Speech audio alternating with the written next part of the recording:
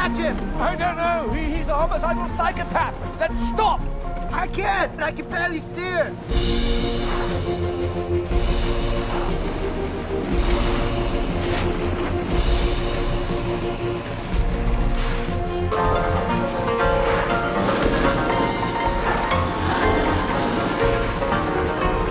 This was the peak of Wes Anderson's career so far. A complex, layered melodrama about a hopeful dreamer who's relentless about his goals to a fault. Whimsical in nature. A character so strong that it informs all of his choices, for better or for worse. Remind you of anyone? Yep, that is Wes Anderson, the genius director behind Rushmore and the fantastic Mr. Fox, and the film at the top of this video, The Grand Budapest Hotel. He's known for his whip pans, tracking shots, colour pops, and strange characters who talk like this. Here's my plan. Dear Sam, my answer is yes. Dear Susie, 1. Dear Sam, where? Dear Susie, walk 400 yards due north from your house to the dirt path which has not got any name on it. Turn right and follow to the end. His work is amongst the most recognizable in cinema history. So much so that it is aped continuously. Owen Wilson, Gwyneth Paltrow, Angelica Houston, Jason Schwartzman, Adrian Brody, a stop-motion mouse, and Alec Baldwin as the narrator. But his style isn't just unique to himself. In fact, he owes a lot of his style to the Italian master Fellini and a whole bunch of other directors that came before him. Because just like all great artists, Wes Anderson borrows a lot from artists who have influenced him, and in turn, he makes iconic images. But enough about all the pieces that make him what he is. We're here to answer this simple question. Is Wes Anderson overrated? And to get the answer to this, we're going to break down his style, his storytelling, his motifs, and ultimately his best and worst work.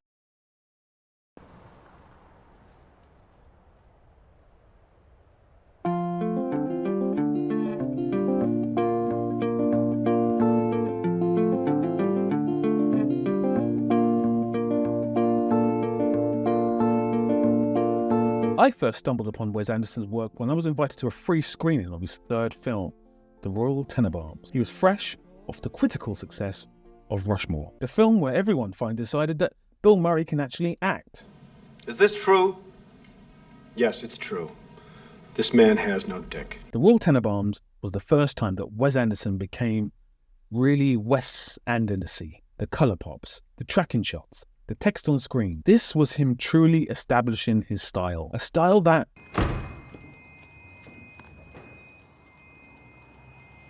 Hello. Oh, it's you, the wife who played my actress.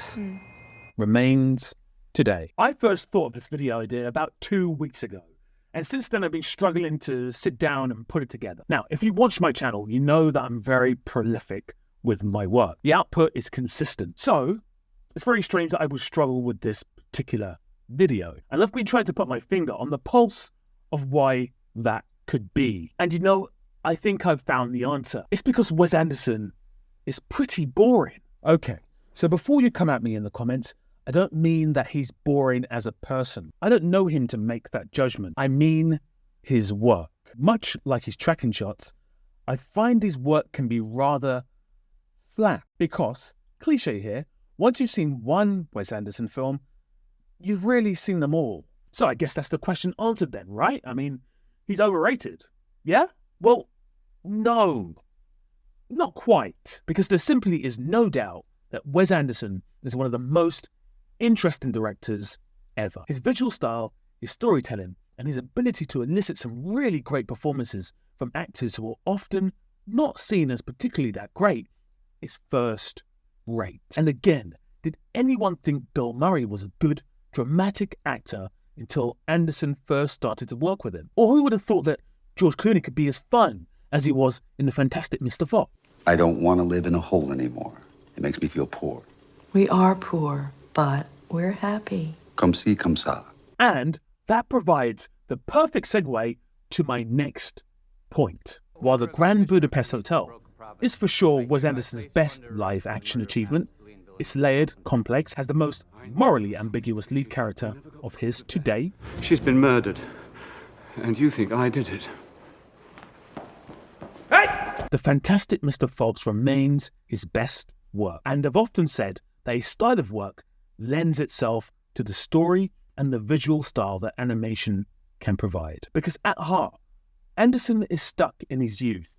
His stories are often about adults who find it very hard to remove themselves from the challenges presented to them as children, and getting past those problems that are never healed. The Fantastic Mr. Fox is the first time, in my opinion, that Wes Anderson really challenged himself. He was working with a script that, although it was his, the source material wasn't. Now, apart from his best live-action film, The Grand Budapest Hotel, where the story credit is shared with Hugh McGuinness, these two films stand apart as being his best two works. And for me, there's no coincidence there. When pushed out of his comfort zone slightly, he's produced his best two works. Now, Anderson isn't the only director who's been accused of relying too much on a certain style. The one time Tarantino stepped away from his own full ideas and tried something new with Jackie Brown, he got his fingers burnt at the box office. And from that point onwards, he is stuck to his own material. However, there are many people that would say Jackie Brown is in fact Tarantino's best film.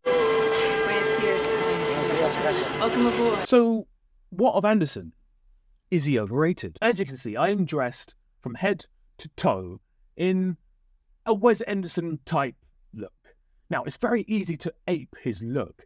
It's standard across all of his films. And I think that's kind of one of the issues, but also one of the benefits of a Wes Anderson film. If you've been keeping up with the latest trends on social media, you may have seen there's loads of AI regenerations of Wes Anderson's films and loads of AI regenerations of Wes Anderson's work in different material. The fact that he is so recognizable as a director is genius. I mean, think to yourself, what directors can you instantly look at their work and go, that is that director's work? Not many. Honestly speaking, maybe Yorgos Lanthimos, maybe him, but I mean, his recent film, Poor Things, doesn't really look like his typical kind of work. Wes Anderson is immediately recognizable. His first film, Bottle Rocket, was shot on a very modest budget.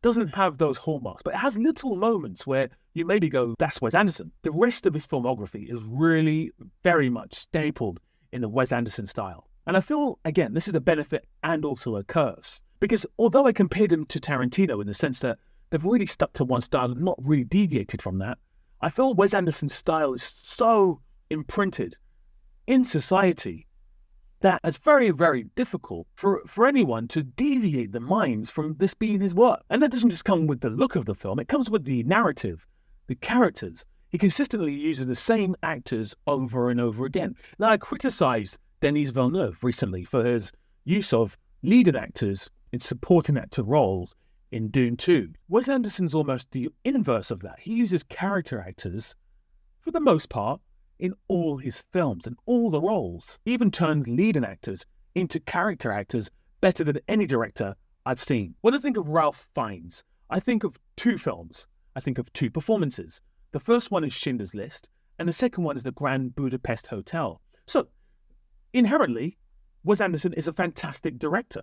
His technical style, his application to detail, his storytelling is first rate. But I'm going to use this phrase again. Once you've seen one Wes Anderson film, you've kind of seen them all. And he's never really pushed himself outside his boundaries to change his filmmaking style, to use different actors who maybe will challenge him a little bit, to tell stories that are alien to him. Now, I'm not a great fan of directors who tell stories that are alien to them. I think if you're a director, you should try and find some sort of basis within the work that kind of says something about yourself or maybe you have experiences with. I think it really helps you to tell the narrative of a story. But with Wes, yeah, we're on first name terms. With Wes, I struggle. I really struggle. His stories are typically about just the same thing over and over again. So does that make him a bad director? Does it make him overrated?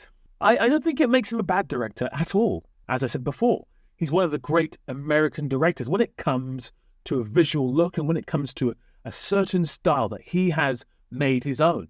He's so distinctive. But if you look at his work after the Grand Budapest Hotel, I think he's peaked. And I think he won't hit those heights again. So, we're back to square one.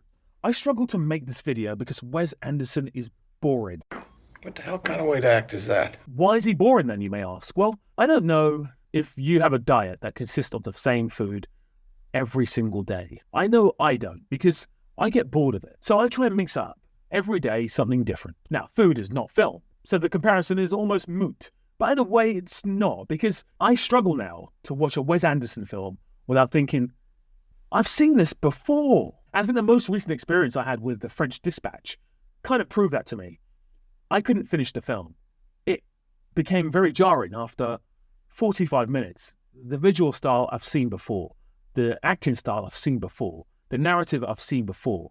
And at a certain point, you think to yourself, I know how this is going to end. It's going to have a bittersweet ending with a lovely, lovely, lovely amount of chicken shots. Now we have kidnapped your son.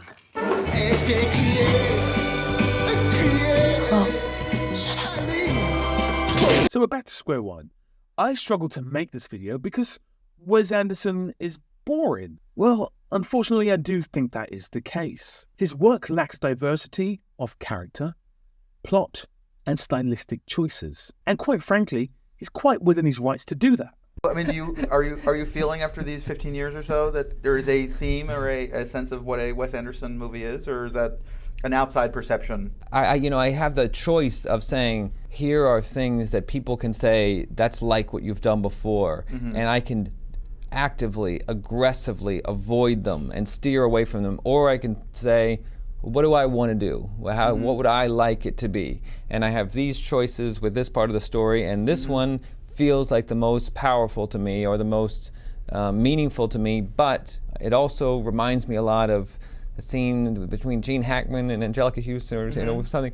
And I have tended to say, I think I would rather just do what I like, and accept that there's might be some very clear threads and things that are going to connect my movies together, and that will be okay with some people and annoying to other people, I guess. But for me, until he challenged himself like he did with The Fantastic Mr. Fox and The Grand Budapest Hotel, two of the finest American films of the past 30 years, it's very hard for me to not answer the question posed on this video title with a yes. I do think he's overrated, but conversely, I also believe he's immensely talented and one of the most distinctive directors ever. So how, in my opinion, can Wes Anderson step forward and prove himself? You can see from his own words that he's very comfortable doing the same thing over and over again. And I haven't got an issue with that whatsoever. But I do feel like every film since The Grand Budapest Hotel has not impressed. And if I'm going by his filmography, which I have to do, I can't go by the films that he may have made or that he thinks he could make or that I think he should make. I can only go by his filmography. I feel most of his films kind of all jumble into one. As I said before, a huge lack of diversity in the storytelling, in the character work, and in the visual style. And I don't feel shocked by anything he does as a director anymore. So, it pains me to say this, I think he is overrated. But it doesn't mean he's a bad director. And I think sometimes in life, two things can be true at the same time. So, do you agree? Do you think Wes Anderson is overrated? Do you like my Wes Anderson outfit? Do let me know in the comments. As always, there's some beautiful videos over here. And if you haven't subscribed yet, please do. Please like the video. Please share the video. And until we speak again, big love.